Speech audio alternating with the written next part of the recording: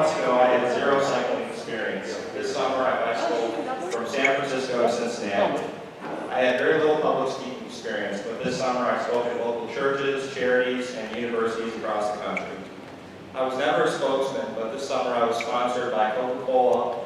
I participated in video calls on 5 different continents. I'd like to give my final presentation on behalf of Support My School, an organization who strives to improve educational standards in India. I'll also tell you about my cycling journey this summer, how I turned some of my aspirations into accomplishments, and how I believe we're all capable of setting the world on fire.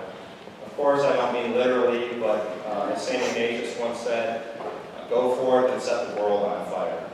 So that idea is something that he would say to the Jesuits before they would embark on a mission trip, or if you were here today, you'd probably say it to the Xavier students before starting a new school year. So this idea of going forth and setting the world on fire is something that I've come to understand in a different way after my cycling journey this summer. I believe that means that we can all accomplish things that are amazing. We can pursue our passions. We can contribute to a community. And we can share our individual talents in a way that improves lives for others. So with that, I'll get started with explaining how I first heard about Support My School and what inspired me to get involved in this organization. So my junior year at Xavier, I did a short study abroad in India. And on that study abroad, we met with many different corporations and multinational organizations, one of which was Coca-Cola. And meeting with Coca-Cola, they described to us some of their community outreach and social awareness type programs, one of which was Support My School. They said that the purpose of Support My School was to create a safe and healthy educational environment for children in India.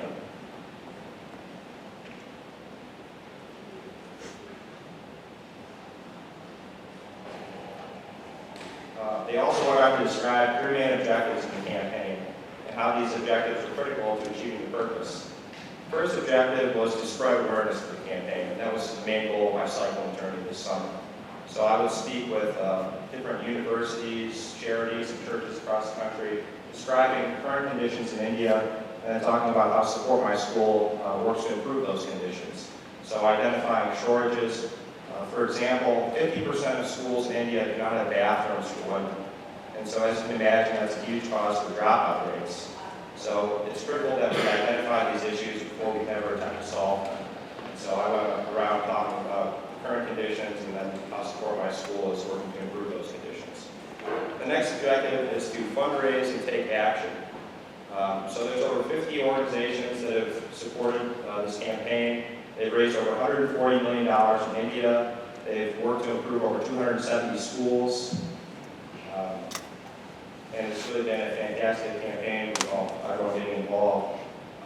They've also provided a lot of basic amenities for rural schools in India. So building bathrooms, digging wells, providing clean drinking water, donating books and computers, really looking at every aspect of education and ensuring that children have the necessary materials in order to be successful. And then the third objective, and the one that I believe is the most important, is this idea of community interaction. So inspiring communities to get involved in the programs that they implement, getting them to take ownership of these educational programs. And the way they go about doing that is there's a network of localized NGOs and nonprofit organizations that are familiar with these rural areas. And they exit the communities, going door to door, speaking with parents, grandparents, and children, trying to change the perception on education, telling them that education is important, encouraging their students to attend class, and getting them involved in this education process. And that is also what really inspired me to get involved in the campaign, this idea of community interaction.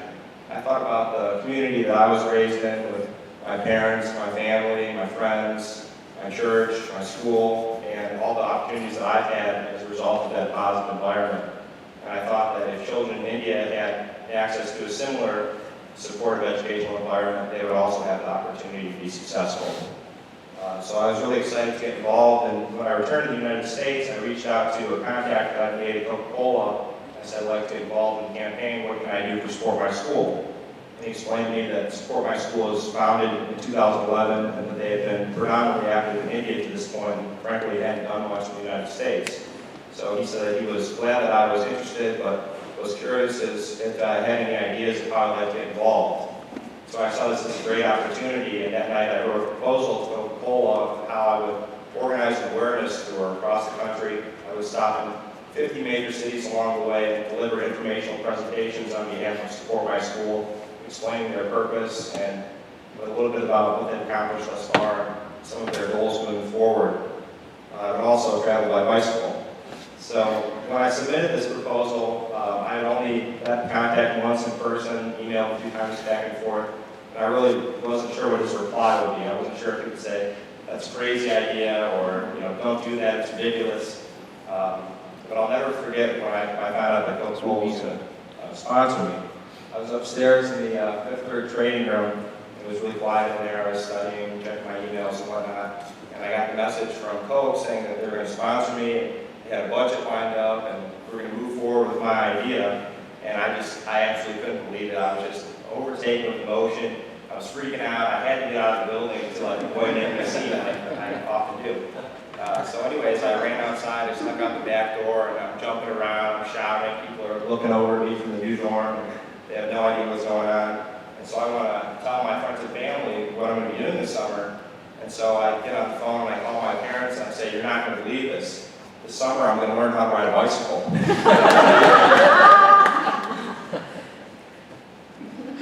And so I knew that I really didn't have any time to waste. I knew it was going to take more than a Forrest Gump-like attitude and wishful thinking.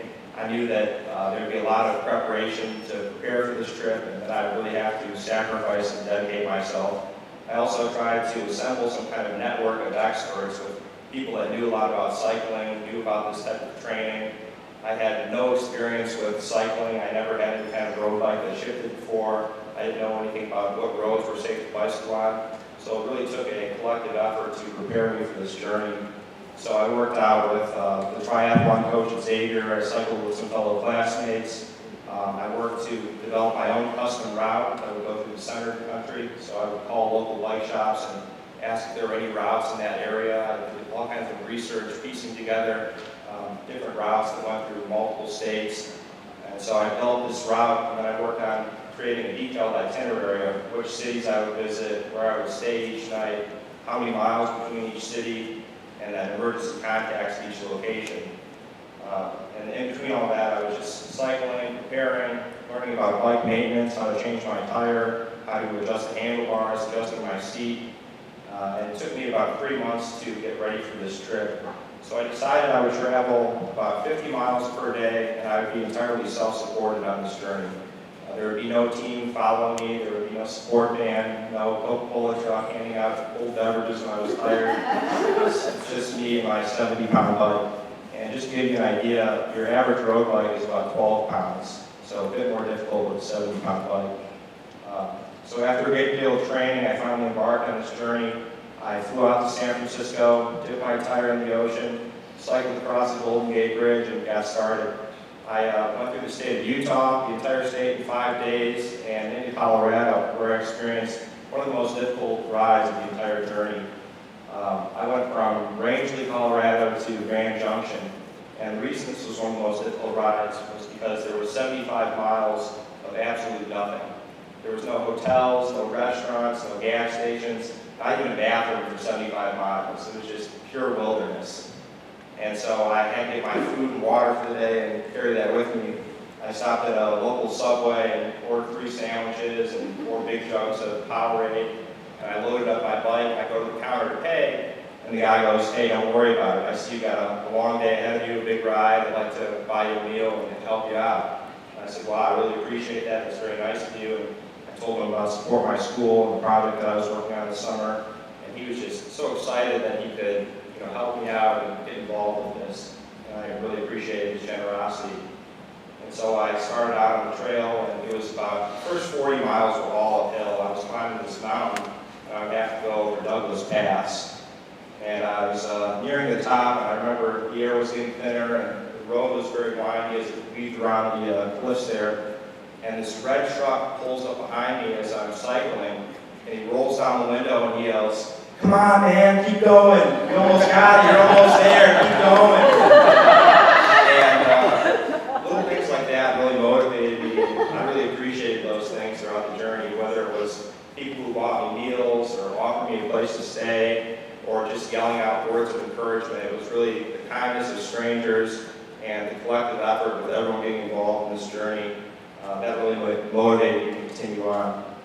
So I made it up and over Douglas Pass, cycled another 20 miles to the first sign of civilization, which was this little tiny gas station convenience store.